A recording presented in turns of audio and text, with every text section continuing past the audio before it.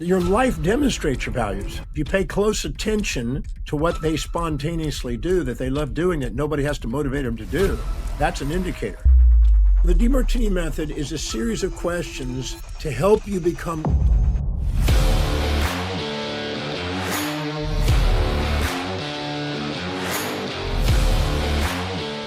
if you understand that information and discover it, the infatuation, the resentment, the pride, the shame, the anxieties, the phobias, the manics, the depressions, they all disappear. And I show you that they were simultaneous events, and then it's completely neutralized when they're done, and you didn't change what happened, you just changed your perception of it. Then that trauma wasn't what happened to you. The trauma is what you perceive because you... Welcome to the Swedish Wealth Institute Podcast. I'm your host, Daniel Wood. Today's episode is one you're really going to like. I've had the pleasure of interviewing Dr. John Demartini, one of the top experts and researchers in the world on human behavior. In this interview, we talked about why some people have the ability to walk their talk, why some teams are deeply engaged, while others need constant motivation. We talk about how to align your life and business with what truly drives performance. So this was incredibly powerful. So if you are an entrepreneur, a leader, a parent, or just someone that wants to learn how to better understand yourself and the people around you, this episode will give you a powerful framework for values, priorities, and human behavior. And of course, as always, I love spoiling you as a listener, so we've prepared a gift for you. Before I share it, is it okay if I ask a quick favor? If you've been enjoying the Swedish Wealth Institute podcast, please do what thousands of people all over the world already have done. Hit the follow and subscribe button so you do not miss what's coming next. And as a thank you for listening, here's the gift. We want to give you 2 weeks free access to the Swedish Wealth Institute community where you can meet and connect with entrepreneurs from all over the world. Get access to our exclusive Mastery Academy with trainings from amazing speakers like Dr. John Demartini, also Jack Canfield, and many, many more. You can claim your membership in the show notes. All right, ready to get started? Here is Dr. John Demartini.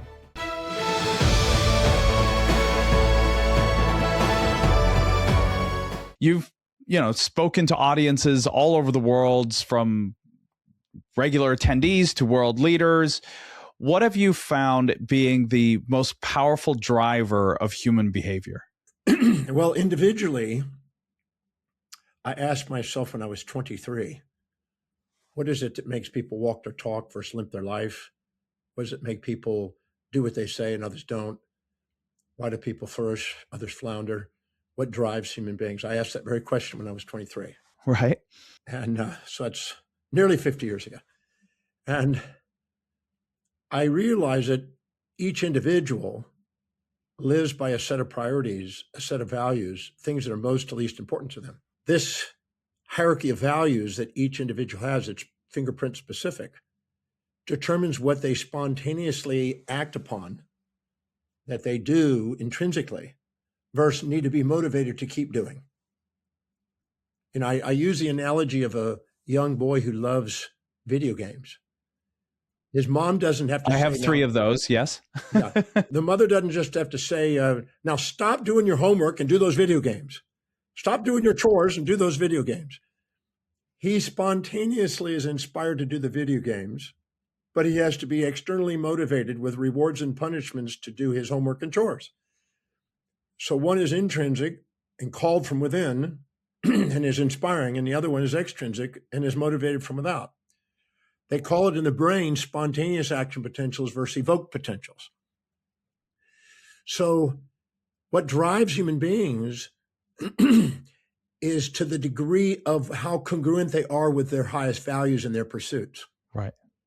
So if they're very, very clear on what's highest in their priority, and they structure and organize and strategically plan a set of action steps that will help them fulfill that, they'll be inspired spontaneously to act and be unstoppable. But if not, they're going to need to be motivated all the time. Right. So how do you identify with someone? Like if I'm sitting with my team or my kids, how do I identify what are their motivators? Well, your life demonstrates your values. If you pay close attention to what they spontaneously do, that they love doing, that nobody has to motivate them to do, that's an indicator. How they fill their space, how they spend their time, What is it that energizes them? What is it they want to spend their money on? Where are they most organized? Where are they most disciplined? What is it they think about, visualize, affirm about how they would love their life to be, and that is actually evidently coming true? What do they want to converse with other people about? What do they want to, as long-term goals? What is it that they keep working on and they don't stop on? What is it that inspires them with tears in their eyes when they're doing it? And what is it that they can't wait to read, learn, study, and fill their mind with? That is an indication of what their value is, their top values. And if they give themselves permission not to subordinate to the people around them and to actually let the voice and the vision on the inside be louder than the opinions on the outside, and get clear on a way to do what it is that they love, nothing can stop them, become unstoppable. So how would you recommend a leader to identify this in their team and put people in positions to do that? Well, 48 years ago, I put together a value determination process because I noticed that the Scottish philosopher David Hume said that there is versus ought values. Here's what they actually are in you, the is, and here's what they ought to be according to society. And I wasn't interested in how it ought to be. I'm interested in how it is. So I put together those questions. And on my website for free, you can go and extract those and follow those. It takes about 30 minutes to go through and answer. Cool. We'll link to that in the show notes so everyone can find that. Any company, I got millions of people who have used it. People all over the world use it. Companies use it to help determine before they hire somebody what the values of that individual is. Nobody goes to work for the sake of a company. They go to work to fulfill what their values are. And if they can't see how the job description is going to fulfill them, they're not engaged. And you're going to have to micromanage them and push them uphill and motivate them all the time to get them going.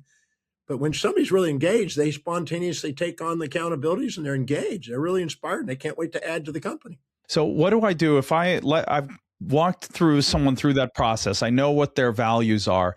How would you recommend a leader to kind of try to tailor their work to that? Well, the first thing I would do is I would take the outline job description that are certain essentials of that job. And these are not vague generality sales, but the actual action steps they're going to do on a daily basis to get the outcome. Sit in our CRM system and do this, or sit in AI and do that. Whatever that action step is, if I am hiring somebody and I've done their value determination process and I determine what's the top values, I ask this question: how specifically is doing this action that your responsibility is going to help you fulfill your top value? If they go like this, then it's not. Yeah. If they go, well, that's been my dream since I was 20 years old to be able to do this. This is what I do on my own all the time. It's, if they have an engaging, fluent, congruent language and the link between what you're going to be having them do and what their highest value is, those people will do it spontaneously.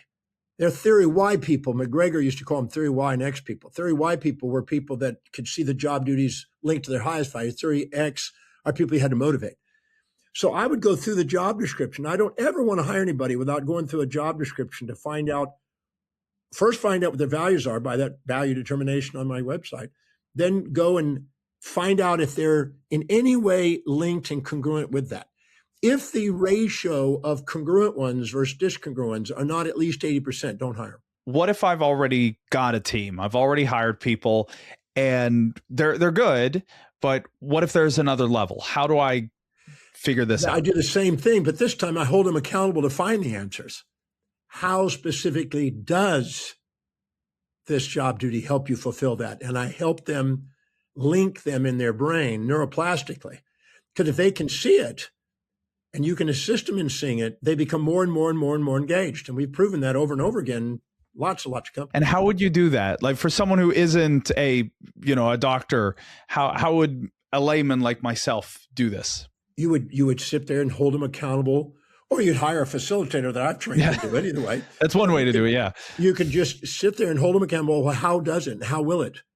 Because I'm not going to, if you're not producing by your KPIs, if you're not producing excellence at the standard that we want, Your job is in jeopardy. Your job security has nothing to do with me as a company. Your job security is how well you produce more than you take your cost. If you produce more than your cost, you always have a job security. Yeah, exactly. So you just have to produce more than your cost. And most people don't know what their costs are. So I tell people what their costs are so they ground it, so they don't live in the fantasy that I'm making all this money off their work. I didn't need to know that. They need to know what really is the cost. When they do, they'll step up many times, but I make them answer the question and I assist them. How specifically is this action going to help you fulfill what is most important to you? Because if you can't see it, you're not engaged. If you can see it, you're going to be engaged and you're going to have a higher probability of producing. So let's find it. Let's work together as a team to engage the team to help them become inspired. Care enough about your team to help them do it, because their values are tweaking and changing over the years. And your job description is tweaking, and sometimes they need to be reactivated and relit. Right. Sometimes they go in different directions. You start going different directions. So now when you're managing people or leading people, if you're not caring enough to know what the values of those people are and communicating what you want in terms of those values, the actions you want, the outcomes you want in terms of those values, well, then you as a leader or an autocrat going to using punishment, reward, and external motivation instead of helping people be intrinsically driven to get you your outcome. If you help other people get what they want to get, and you get what you want to get, that's the basic law. Yeah. So we've already been touching upon the Demartini Method, but share with us, what is the Demartini Method? Well, the Demartini Method is an application of values. And what it does is it's designed to help people see the hidden order and the apparent chaos that they have in their life. So let me give you an example. Chaos, according to information theory, and Claude Shannon, is missing information. So let's say you're a guy and you see this hot girl at this restaurant, and she's just super hot. She's smoking hot. A good day already, yeah. It's smoking hot. And you're turned on, and you are conscious of the upsides and unconscious of the downsides. And it's a fatal attraction. It's like a Michael Douglas and Glenn Close movie here. And you're now highly attracted. Because you're unconscious of the downside, you have an amygdala response of an impulse to seek that out and want to consume that. Now, because you're missing the downsides, which if you dated her for 6 months to a year, you would start to discover. Right. But if you are right now, she's on a pedestal. I only see the good stuff. Pedestal. Yeah. You got her on this fantasy. You're now. Yeah. You can hardly sleep at night. You're fantasizing. Yeah, the inside matches the outside. She is perfect in every way because I don't know better. They don't make guys or girls like that, but that's the fantasy we have. Now, whenever you're infatuated with something like that, they occupy space and time in your mind and run your life, and it's hard to sleep at night because you're going to fantasize. But over the months, you start to discover, oops, there's this, oops, there's that, and now the downsides come in that you were blind to. Now, you could have asked right on the spot and listened to your intuition and asked questions. What are the downsides? And calmed it down right from the beginning. And our intuition is trying to help us do that, but we don't listen to it. We let our impulse override our intuition.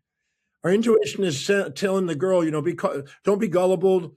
Don't go to bed for at least 15 minutes with him. But in the process of doing it, we eventually discover the downsides. Once we see both sides, our head's clear. Now we know who they really are. Right. So the Demartini Method is a series of questions to help you become conscious of things you were unconscious of. So instead of having the external world run your life, you're running your life. Right. And this is applicable in all areas. Any area of your life. I mean, I've been working on this little method for 53 years. Right. And so what is a question we can ask ourselves? Let's say I had a phobia. Let's say I used to have a fear of heights. I've been able to get over it, but let's go back to that and say I had a fear of heights. How do we now go down that rabbit hole too? Well, you could do a number of ways. You can peel the onion, or we can go back in time and find the cascading origins. You can go and find out, when did you feel you first noticed this? When is the first evidence of it? Well, when I was in my case, it was when we were climbing Mount Vesuvius, and there is it's this hundreds of meter long drop. There is no rail, and all of a sudden a part of the mountain comes out into the path you're walking on. You have to kind of squeeze yourself over it. I was maybe 7, 8 years old at the time. And obviously I feared death because it was, a decimeter of room to walk past. So falling would have been easy. Well, then that moment, you associated more drawbacks and benefits, more pains and pleasures. Now, in that moment, if you don't balance it, it will be stored in your hippocampus.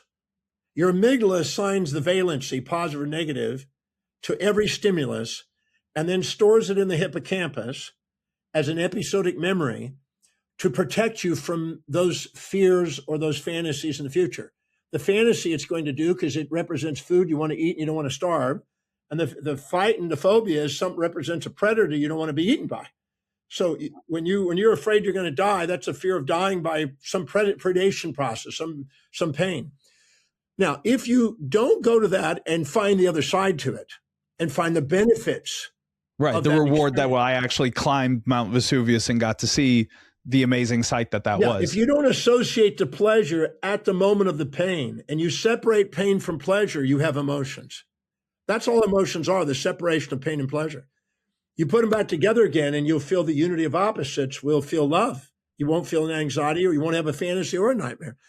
So you go back to that moment, and in that moment, you stack up the advantages and benefits of conquering that and experiencing that, and where was the other side of the equation. Because if not, every time you're in tight corners, you have to dodge around something, anything that might remind you in even remote capacity of that event will create an anxiety response.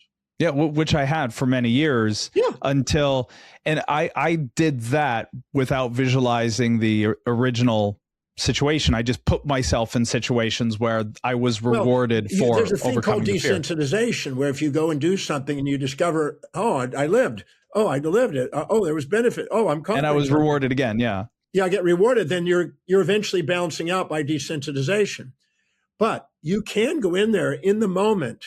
Your brain, whenever it has a phobia, will create a philia in order to balance the chemistry in the brain, the excitation inhibition ratios.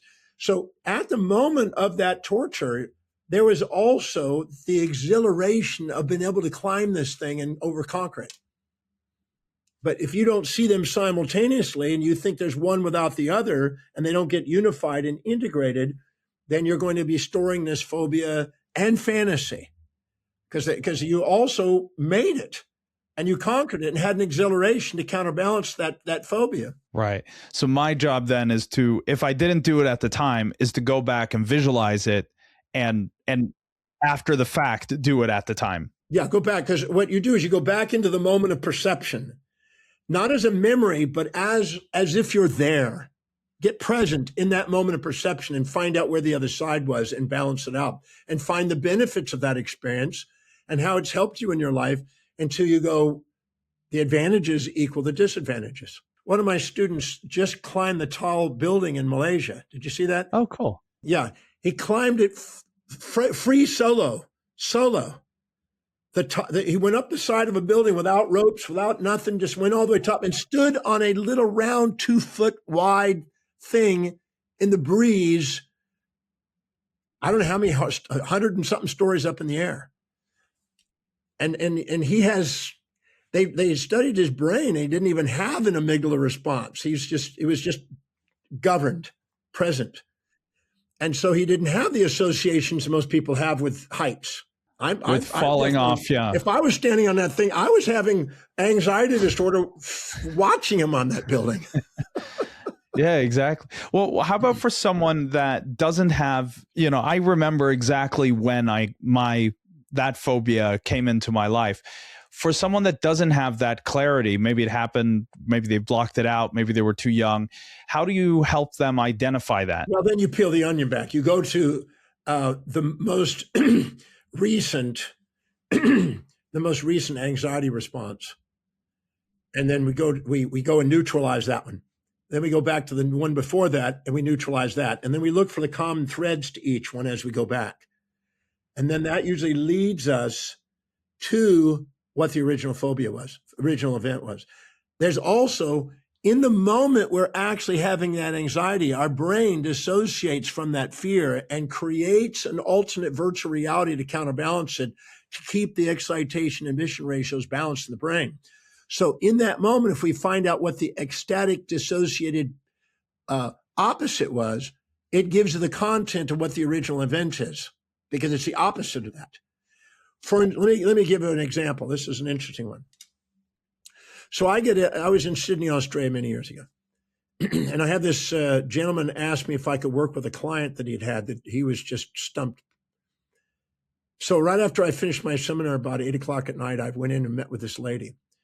Now, she was 39 years old.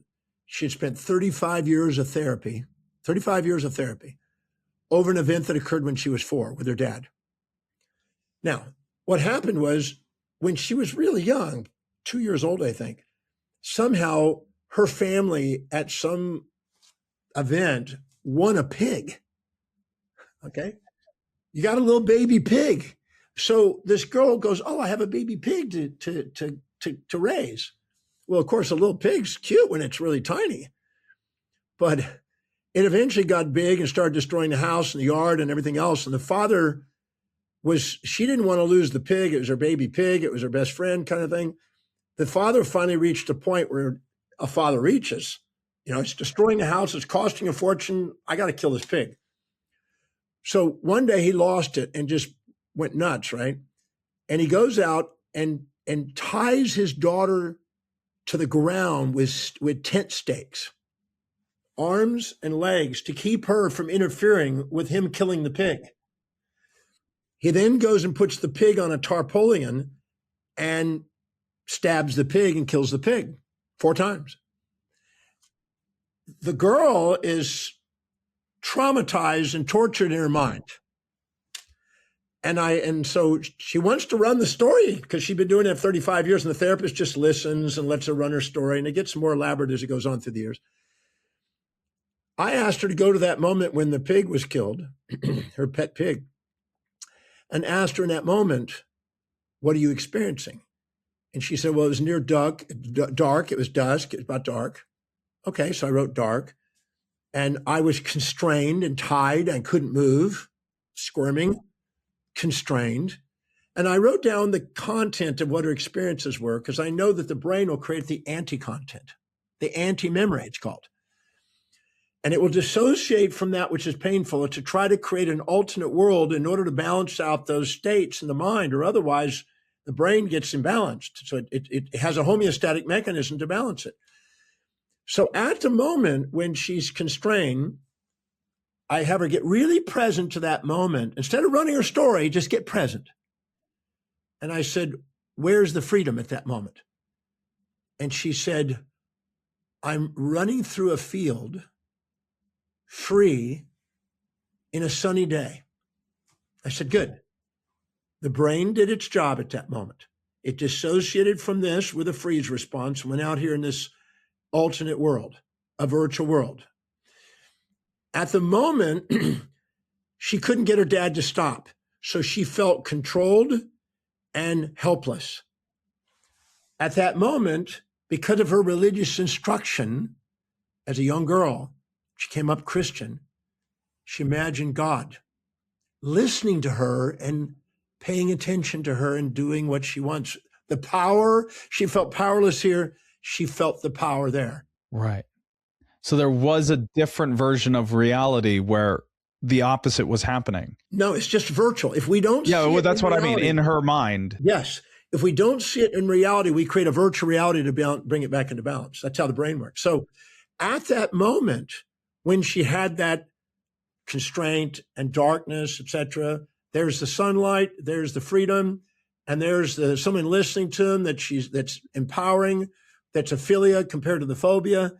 And then the dad stabs the pig. Now, in her mind, death, loss. Because of her religious instruction, suddenly a white light appeared, and around it, a dove, because this represented conflict and war and death. A dove represented peace in her baby instructions at church. And it was in the form of an angel because angel in her mind were cute little angels that she grew up with, and she cut out little angels and stuff that were playful and safe, and she had control over, etc. So she saw it, and then he stabbed again, and another angel, and another angel, and another angel. So she had a white sunlight looking thing with 4 angels flying around it freely in a field. And her brain did exactly what it's designed to do, to stabilize perceptions. And this is called a freeze response. If we can't fight something, we can't flight something, we freeze, dissociate, and create a virtual reality in order to survive the perception. This happens in many rape cases and in any of these type of cases, so-called car crashes, things. So when she saw that at that moment this occurred, and she saw that dad was birthing that, she had an aha moment, because her career was a psychic intuitive, listening to those angels that guided her, helping clients. Because she felt powerless, she believed she had a superpower in this dissociated state. So because she felt powerless, she created a superpower to compensate for it, and uses that superpower to help people who are usually dissociated individual and clients. So when she realized that her most fulfilling thing, she's written a book on that. She's a medium. She's dissociated, psychic, because sometimes there's psychotic and psychic. And so when she saw that, she realized that the most fulfilling thing in her life that she has today came from her dad. Right. It was created in her worst moments. And I said, well, did you ever give dad a percentage of what you earned from that? And she goes, no, I made a whole career out of it. I said, now here's the best part. Whenever the therapist brings up the memory of this, or something brings up the memory of this with some anxiety, her psychic abilities and her angels talk to her more clearly. So she doesn't want to lose that. So she runs the story and the narrative so she doesn't lose her power. Now, I told her, I said, I'm going to dissolve that and your angels are going to disappear, and so is your demons. Because they're just projections of your own mind. They're not real out there. Your dad just reached a point where he had to protect you from getting hurt because you would have interfered with him killing the pig. But he had to get rid of the pig. It's just, you can't keep the pig. And he didn't know how to deal with it. And he was there by himself. So this is the only way he could do it, is tie you down so you wouldn't interfere with it. He wasn't trying to torture you. He was trying to keep you from being hurt by hurting the pig. But she didn't see that. So I helped her see the benefits of what was happening and the drawbacks of the little angels. Right. And so what happened when you integrated this for her? The second she integrated it, she burst out with tears. She cried for probably 10, 12 minutes, had this aha moment, and her rage on her father disappeared, but so did the angels disappear. Right. And so what did this do for her career? Like, was she able to keep? That's what I was about to say. Now, the moment that occurred, she asked me, I can't access my angel. I said, no, because your story's gone. The angels aren't angels. They're parts of your brain doing their job to counterbalance your perceptions. We just balanced your perceptions.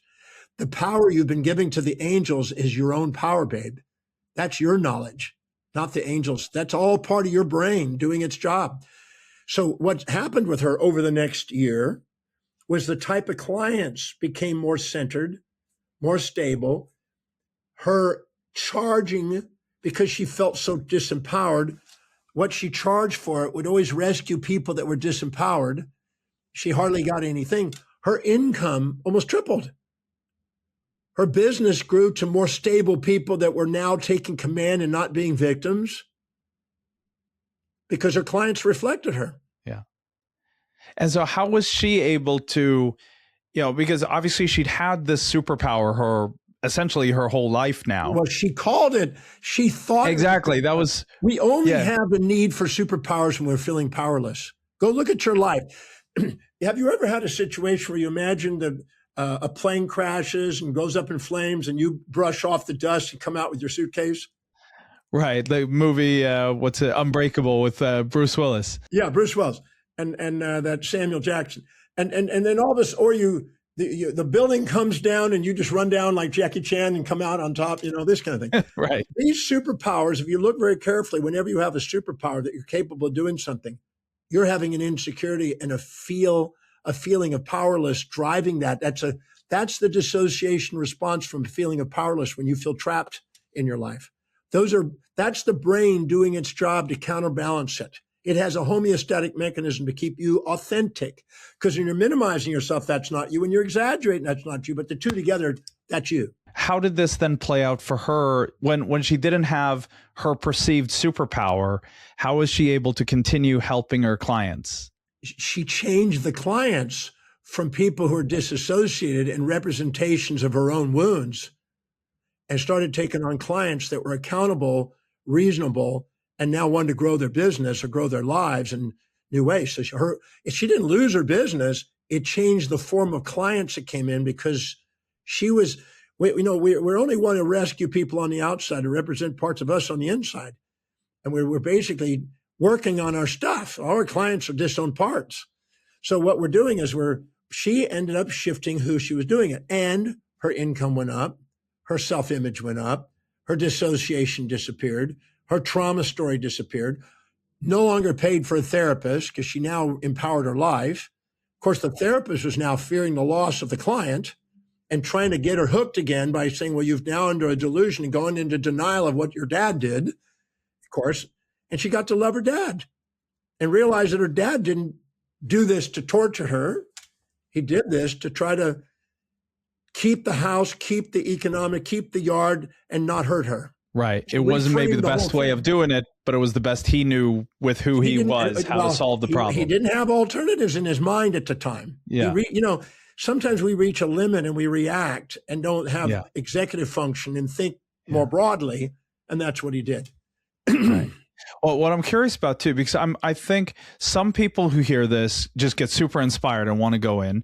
Some people will have that fear that she had of losing the superpower. So how did she, still have the power, even though she lose the power? You exactly identify and realize it was not outside you, it's you. Yeah. And how long did that take to land in her after she went through that moment? She got it. It went right away.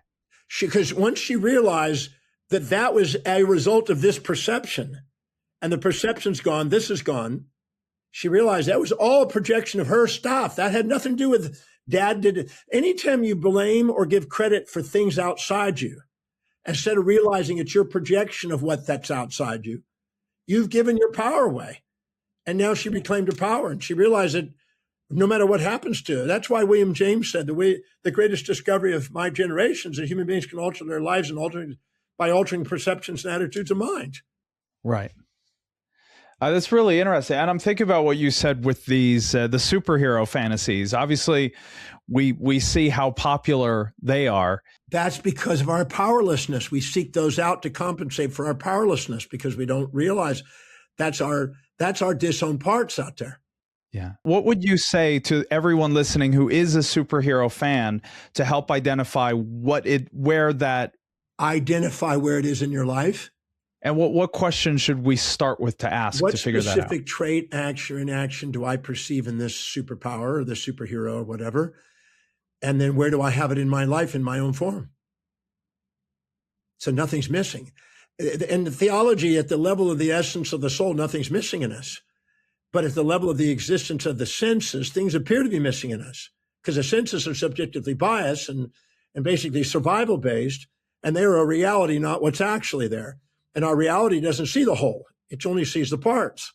So if we go and ask quality questions, because the quality of our life is based on the quality of the questions we ask, we can go and discover the parts that we think are missing, and they're not missing. They never were missing. And that's all I did is helped her see that this wasn't missing. This is her. It's not out there. This was her. Yeah, she didn't need an angel to tell her. It was her brain had the skill already. Her brain can speak because that was her. Yeah. That was her brain. And it's the same thing then for anyone who feels a superhero fantasy and wants to be a superhero. There is something you don't feel that you have control over in everyday life. Anytime you blame and give the scapegoat to the devil, you look for a savior to give credit to. And so the searching for heroes and the avoidance of villains, the more you think you have a villain lifestyle, you're going to be searching for a hero to compensate, because that's how the brain works in the amygdala. So if you go and find out whatever the hero is, take the traits, find out what the content is, look for its opposite in your life, you'll discover what the villain was in your life. And now you can go and do that method I told you earlier and dissolve both of them. So how did that start? How did you realize that this was needed? I didn't come from an idea that was needed initially, other than in my own way. What I did is I read a book that my uncle sent to me, by Gottfried Wilhelm Leibniz, the German philosopher Leibniz, a discourse on metaphysics. And in the very first chapter, very first paragraph, the very last line on that first paragraph, he was saying that nobody can improve upon the perfection that already is. And that was a philosophical, theological construct. He called it divine beauty, divine perfection, etc. And I thought, wow, and I got a tear in my eye, and I didn't know why. I was like, why is that so meaningful to me? And then I thought, what is that? And he called it later on divine order. Well, in science, there was a David Bohm that was talking about the hidden order, the implicate order. And so I thought, what exactly is order? So I went up and started studying thermodynamics and Boltzmann's work and Clausius's work and all these different people on thermodynamics. And then I realized that there's a thing called entropy and negentropy. The tendency to go, death physics is entropic, where you actually increasing disorder, and life physics is negentropic, negative entropy, going in increasing order. So if I can increase the order, I can increase the life. If I have disorder, I increase the death, if you will, the breakdown. Which I'm guessing is the same thing biologically then that's happening to us. Literally, our aging is entropy. And there was a book by Erwin Schrödinger, Nobel Prize winner, the Schrödinger equation, who called it What is Life? And he called it negentropy. So I devoured that work. And then I realized when Claude Shannon and information theory came out from MIT, I realized, well, entropy is missing information. So how do we gain information that's missing? Questions. If I ask you a question, how specifically is this job duty helping you fulfill your highest value? And then we find the answer, we just have missing information now reclaimed. Right, which means we've created more order. We've created more order. And instead of disorder and entropy, which destroys companies, you bring order to it. So now what happens is the Demartini Method is designed to ask questions to make you conscious of what you're unconscious of. That's what a question does. And now allows you to reclaim the information that was missing in your awareness, and you bring greater and greater order as you do until you see both sides simultaneously, the opposites, the unity of opposites that Heraclitus described. When you do, you maximize the order, you maximize your life, and you're inspired. Yeah. So give me an example. How would we go in deep into this in ourselves or someone else?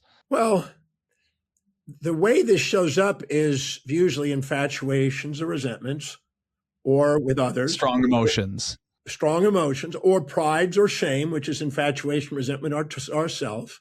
Right. Or philias and phobias. So if we branch out and look at all the derivations of those 6 things, almost every psychological condition breaks down to that. Anxiety disorder is a phobia, right? Manic disorder is a philia, right? And bipolar condition is an oscillation between those two extremes. And dissociations are extreme traumas and extreme ecstasy fantasies. So all that is these polarities. So I take something that people have. They may take a resentment to somebody. Usually somebody accumulates a couple resentments in their life over something, a parent or a spouse or, something, kid, and identify what specifically do you perceive this individual displaying or demonstrating that you dislike or hate or despise most. Identify what it is. And then I have him have reflective awareness, because part of the missing information is where they're doing it. There was a quote in Romans 2:1 in the New Testament, beware of judging others, for what you see in them is you do the same thing. And that's a great truth. I mean, I've taken 150,000 people through that and found that to be very true. So I go and I go, what do you see in them that you're disliking, that you're resenting? Or what do you see in them that you're infatuated with? Identify it. And then now ask the question, now go to a moment where and when you perceive that same behavior in yourself and identify it, because it's missing information right now. You have disorder and you're infatuated and resentful and have missing information because you're not seeing where it's inside you. You're too humble or too proud to admit what you see in them is inside you. And that's why you have this emotional volatility and they're running your life and you got all this drama. And no, it's funny you say. I had that realization about, like, I got very long hair now, right? But I've always really resented men with long hair. It was just something I just disliked the look. And it took a long time before I realized that there was jealousy, and then ridiculous jealousy because I could just let it grow out. Well, ironically. I had long hair to my back and my butt at one time, and up here too, so I can relate to that. Now I'm losing the hair, so I don't think I could pull it off. Well, it's phases of life, right? But so how different phase. Yeah, exactly. Especially when it's resentment in myself, or in some cases love in myself, it can be very hard to face. How do you actually answer those questions? Because I can definitely see myself getting stuck in that. Well, how accountable do you want to be in life? I mean, I have people every weekend in the Breakthrough Experience program, my signature program that I do. Every weekend, I got people that, you have to hit them with a baseball bat a few times because they want to be right in their opinion of themselves. And they want to keep the story and the narrative that they run. And therefore, they stay stuck. And they say they want some sort of a change, but they don't really want to change because they're frightened of it, because they're going to have an identity crisis and identity blessing, the benefits and drawbacks of change. So I hold them accountable. They're paying me to come to the seminar to have a transformation. So I basically hold them accountable. I said, let's answer the question. Let's answer it again. No, answer it again. I make them look. I don't make them make anything up. I don't want anything that's not true. You don't want them to tell you what you want to hear. Yeah, I don't want that. That means nothing to me. I'm not going to get a result with that. I'm only interested in you making a discovery that you're overlooking information, and that's why you're turmoiled. That's why you've got this apparent chaos in your life. Chaos is just the disorder or missing information. If you understand that information and discover it, the infatuation, the resentment, the pride, the shame, the anxieties, the phobias, the manics, the depressions, they all disappear.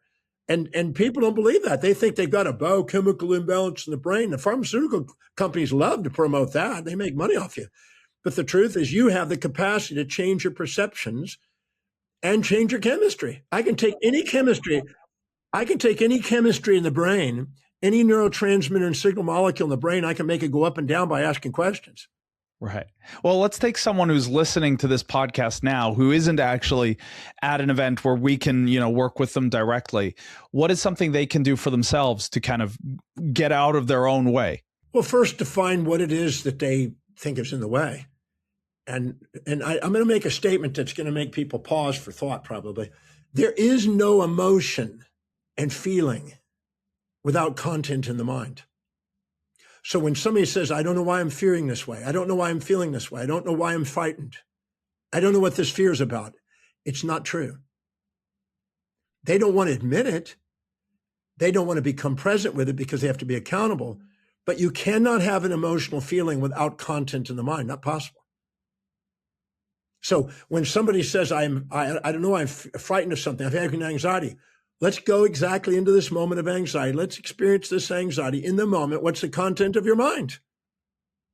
You can't have anxiety without the fear of loss of something that you seek or the fear of gain of something you're trying to avoid. It's impossible. So I identify what it is that they're seeking, they're infatuated with, what it is they're avoiding, that they're resentful, and start the process. Right. Let's say if someone did this and truly, solved all these breaks that they have, what is the emotional state of that person? What are they left with? I love you, presence, inspiration, enthusiasm we call it, not excitement, and gratitude. Which you're now realizing what's actually there is magnificence. That's the thing that Leibniz was trying to say. That's the thing that started me on this whole journey. When you infatuate with somebody, you want to change you relative to them. When you resent somebody, you want to change them relative to you. When you're in the center, there's nothing to change.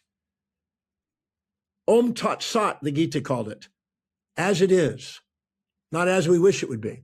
Right. So those emotions would be our core emotions that we've then just gotten away from. They're not emotions. Emotions are polarized. Right. Seek, avoid. They're synthesized. They're transcendent, not immanent. They're an integration, a unity of opposites. If you took pride and shame, put them together and blended them into a homogeny, you'd have true self-worth. Right. And so what do you call that? If that's not an emotion, what do we call it? It's not emotion, because emotion is something that emotes you positively or negatively. Yeah, exactly. When Warren Buffett is talking about the intrinsic value of a company, it's the actual factual value of the company at that moment. Then you have the price earnings fluctuate because some people exaggerate the value of the company, others minimize it. So if there's a lot of people exaggerating, the price earnings go ridiculously high, like a lot of companies like Tesla and these companies are tech companies, incredible multiples that are ridiculous. And then what happens is then when it goes down and crashes, it's also ridiculous. So the volatilities are all emotional based. All the volatilities of the markets are all emotional based. The actual intrinsic value, which Buffett invests in, is why he's got the most stable, most productive returns, because he's not interested in what people think about the company. He's looking at the facts of the company. Right. And that's what we can become in ourselves. We can be factual instead of fictional. We can be actual instead of just realisms, which are opinions. We can do what the synthesis of the dialectic that Zeno described about in ancient times. You got a position and an opposition, a proposition and an anti-proposition, a thesis and an antithesis. And you eventually teach each other to find the synthesis, as Hegel said. When you get the synthesis, you see things as they are, not as you opinionated them to be. That's why when people come to me and say, well, I was traumatized. If you say so, if I show you where the ecstasy was at the moment your tragedy and trauma was there, and I show you that they were simultaneous events, and then it's completely neutralized when they're done, and you didn't change what happened, you just changed your perception of it, then the trauma wasn't what happened to you. The trauma is what you perceive because you chose to see only one side. Wow. All right. We always end our interviews with a rapid fire round. So I'm going to ask you a couple questions and you just answer the first thing that comes to mind. All right. You ready? Yep. All right. What is one myth about motivation that you'd retire today?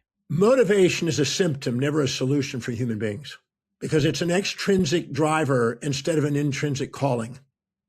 I'm not a motivational speaker. I'm an inspired man on a mission. There's a total different thing there. Yeah. What is a daily question that you think everyone should ask themselves? What is the highest priority action I can do today to serve the greatest number of people in the most efficient, effective manner with the resources that I'm aware of in my consciousness today? What's one book, not your own, that you would recommend everyone to read?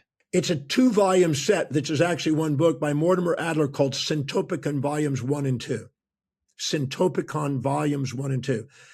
And it's the greatest ideas by the greatest minds in the Western world over the last 2,700 years synthesized into the most important topics human beings ask themselves. Wow. All right. I'm going to have to check that out for myself. What is one quote or saying you think everyone should have in their back pocket? No matter what you've done or not done, you're still worthy of love. Stop putting moral hypocrisies on yourself from subordinating to outer authorities that are using it to control people who are ignorant, and give yourself permission to love all parts of yourself. You don't need to get rid of half of yourself or seek the other half of yourself. Honor all of you. The way you are, the magnificence of who you are is far greater than any fantasies you'll impose on yourself. One thing you're excited about for yourself in the next 12 months?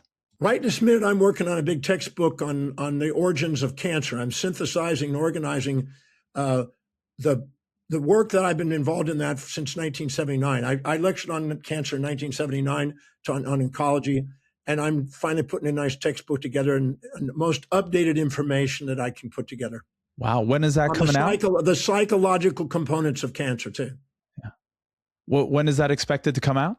I'm not sure the exact date, but I will probably by October, November, no later than December. I will be presenting that by then. Amazing. It's We'll already keep an eye almost out for that. 350 pages. It'll probably be about 800 pages when I'm done. Nice. All right. Well, we'll definitely keep an eye out for that. That's going to be really interesting. So one of the things I love doing with this show is spoiling our listeners.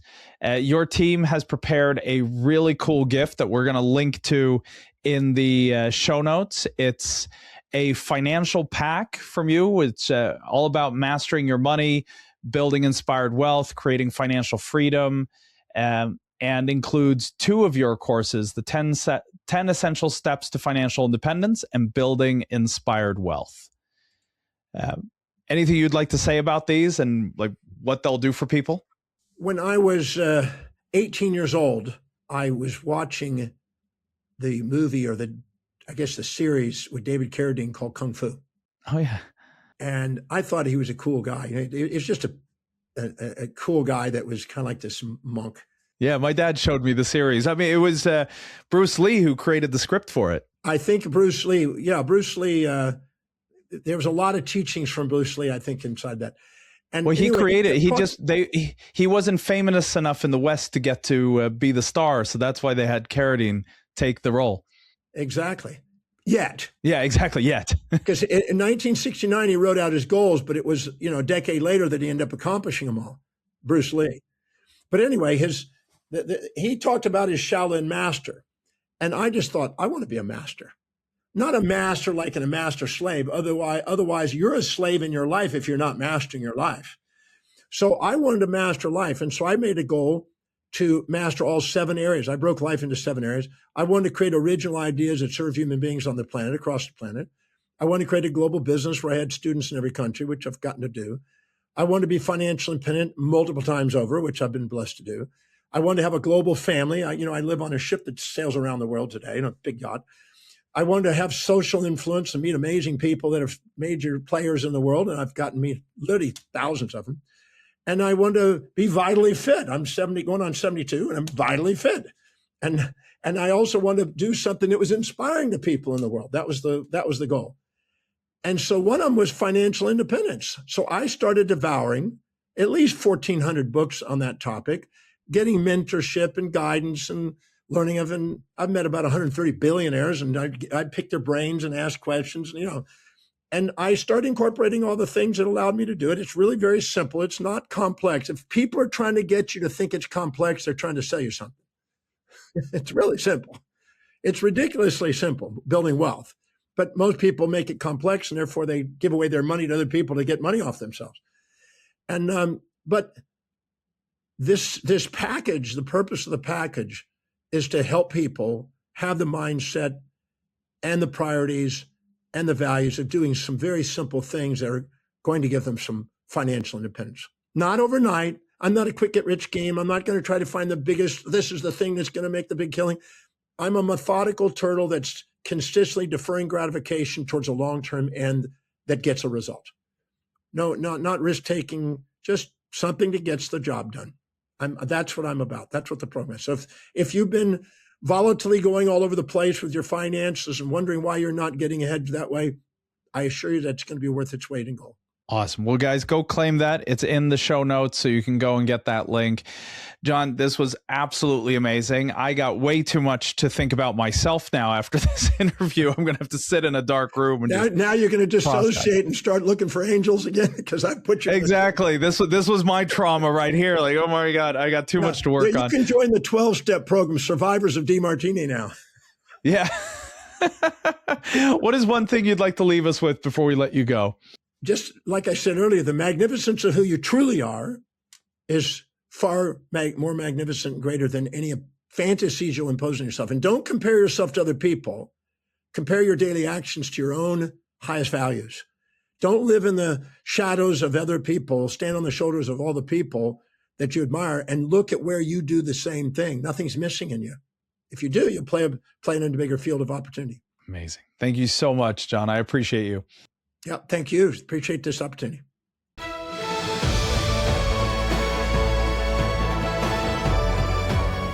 Hey, Hey, thank you so much for joining us with the interview here with Dr. John Demartini. It is time for what is probably my favorite segment of the show. This is where me and the Swedish Wealth Institute team have broken down the interview to give you some clear takeaways that you can implement right away into your life. So here at the Swedish Wealth Institute, we're always trying to figure out what is the difference that makes the difference. And we have 5 takeaways from this episode that you'll be able to implement in your life. So the first one, your life already reveals your values. So Dr. John Demartini's core message was simple. Every human being lives a hierarchy of values. The problem is that most people are trying to live what they think they should value instead of what they actually value. So if you want clarity, don't start with your fantasies. Start with your calendar, your energy, your spending, your focus, and what you naturally move toward without being pushed. All right, the second one, motivation is not the goal. Alignment is. So one of the biggest insights that I had from this episode is that when something is truly linked to your highest value, you don't need external motivation. You simply act spontaneously. And that means if you constantly need to motivate yourself to do something, there's a very good chance that you're not aligned with it, or you have not yet linked it clearly enough to what matters to you. So the difference that makes the difference is not hype, it's congruence. All right, number 3, great leaders don't just manage tasks, they connect tasks to meaning. This is where we take that step 2 and help our teams implement it. So what Dr. John Demartini made as a point was that people do not work for the sake of the company. They work to fulfill what they value the most. This means the job of a leader is not to push harder, but to help team members see how their role helps them fulfill what is meaningful to them. When people can see that link, engagement rises, ownership rises, and thereby performance rises. Number 4, emotional chaos usually means you're only seeing one side. This was really interesting to me. Powerful emotions like infatuation, resentment, anxiety, shame, fear, these are often signs that you're not seeing the full picture. You are conscious of one side and blind to the other. The moment we start asking ourselves better questions, you start to restore order. That is a massive practical lesson. When you feel emotionally triggered, don't just react. Pause and ask, what am I not seeing yet? All right, 5, our final takeaway here in what is the difference that makes the difference is stop putting power outside of yourself. This might have been the deepest takeaway for me in the whole conversation. So often we think the power is out there in another person, in a hero, in a title, in approval, in some outside force. But what Dr. Demartini said very clearly, the more you project power outward, the more powerless you feel inward. So the difference that makes the difference is reclaiming that power, getting clear on your priorities, and taking action from there. So again, thank you so much for joining us. And before I let you leave, I want to spoil you one last time with a gift from us. We're giving you a free ticket to the upcoming Business Wealth Forum happening the 20th to the 21st of March as a thank you for joining us today. You'll get to learn from world-class leaders like Les Brown, Nick Vujicic, Brian Tracy, Jack Canfield, Janet Atwood, Marcy Shimoff, and more. So to claim your free ticket, please check the show notes. It's first come, first serve. And before we go, let me remind you, if you enjoyed this episode, please make sure you follow and subscribe so you don't miss what's coming next. And of course, if you know someone who's trying to better understand themselves or lead more effectively or build a life that's aligned with what matters most, please share this episode with them so that they can take that next step. And of course, if you enjoyed this episode, please leave a 5-star review after listening. That's how we get the ability to affect more people and help more high performers take that next step. Next week, we have an amazing episode for you. It's featuring Steve Farber, the New York Times best-selling author, leadership expert, founder of Extreme Leadership Institute, and the author of books like Love is Just Damn Good Business and Greater Than Yourself. So if you want to learn what real leadership looks like when it moves beyond title and into courage, service, and influence, you don't want to miss this one. I'm Daniel Wood. This is the Swedish Wealth Institute Podcast. Thank you so much for joining us. They burned through 4 CEOs in 3 years. They went bankrupt and emerged from bankruptcy. The board tapped one of the guys who was on the senior team. His name was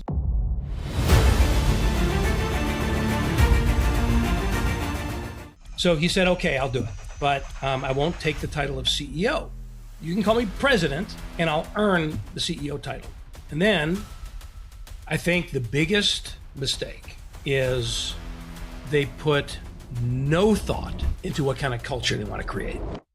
If we really loved our customers and it was only 60% full on the date that we're supposed to sail, if we really loved our customers, what would we do?